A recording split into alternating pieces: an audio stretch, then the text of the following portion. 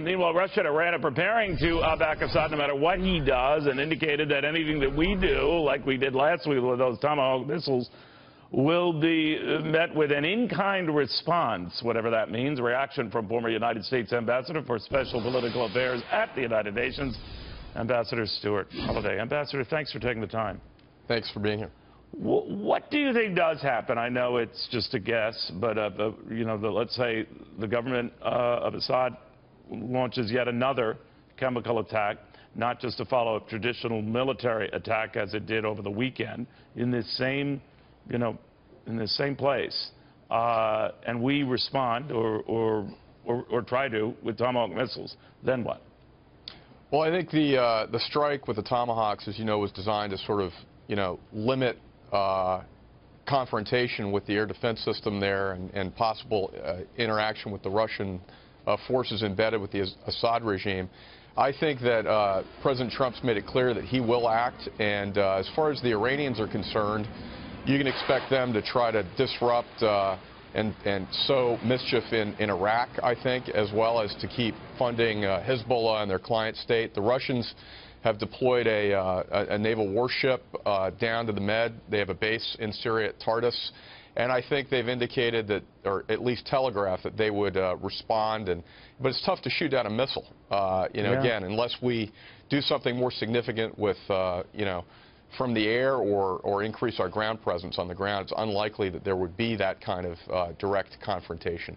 What did you make of the fact, Ambassador, that Hafez Assad did, in fact, follow up attacks there, not chemical weapons, but traditional attacks, and that has really been his modus operandi, whether it's chemical weapons or not. He's killed hundreds of thousands, and we draw the line on chemical weapons. What do you think of that approach?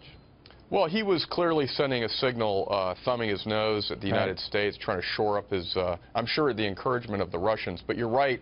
Heretofore, the U.S. red line has been this use of chemical weapons. And as you know, the Russians are supposed to guarantee that they've been dismantled, they've been destroyed, and that clearly is egg on their face as well. But by the way, you mentioned egg on their face. Do you think that they were surprised that they thought he had dealt with these chemical weapons, or, you know, doth they protest too much? It's really unclear. I hope that our intel people have a clear picture of that.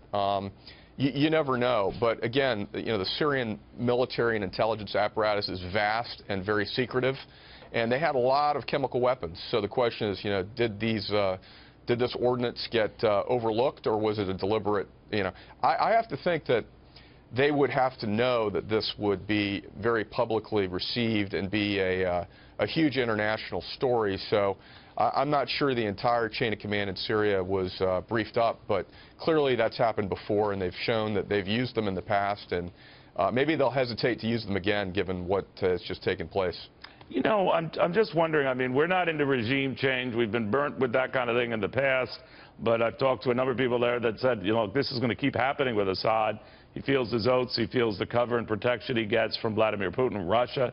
So it's just a matter of time before he does all this all over again, and it's in the best interest of our country, the region, maybe with the entire refugee crisis, if he's gone. So many pluses with that. But it's a slippery and, I know, a risky move. What do you think?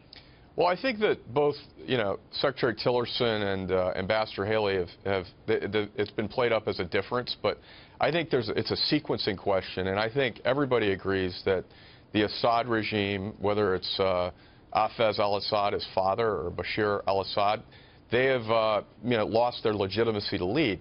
But I think nobody wants to have the kind of vacuum that you saw in Libya, the kind of instability. So I think the question is his removal a precursor to a political settlement, or is it the result of a political settlement? And I think right now, especially to get Russia's support in clamping down on Assad, there has to be a path forward for him, you know, to step down and not to be removed forcibly.